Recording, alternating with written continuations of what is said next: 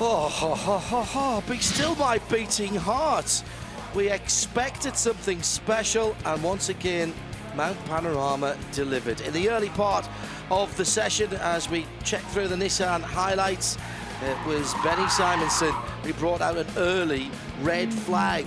All that excitement had to be put on hold for 10 minutes or so, and then we released the beasts from the pit lane. Last year's champions, the Nismo GTR, showed well early on, but ultimately did not have the pace and will start in 13th position. Shane van Gisbergen already getting down to his business in that first longer session. In the invitational class, the BM Pro I category, pole position would go to the Daytona Coupe, the 65 car, 700 horsepower and 300 kilometers an hour down Conrad Straight. Not plain sailing though. Ouch. That was the sound of a lot of damage to the right rear on the 77 Class B Porsche, the richest Class B car, with the younger brother of Earl Bamber, William, all right. That's the good news.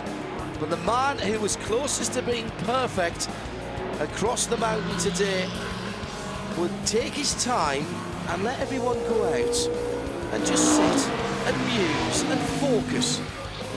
And while everyone else was doing what they thought was adequate, possibly better than that, Shane van Gisbergen destroyed them completely and utterly.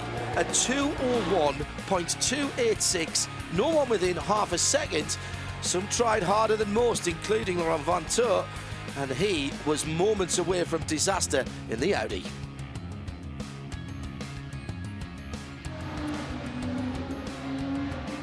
Towards the end of the session, the track conditions getting even more tricky, as once again people trying hard. The 62 Lamborghini, and you know, Laurent Vanteux just never wanted to give up, and even on the very last lap coming out of Forest Elbow, he was trying hard but just could not wring the time out of the Audi.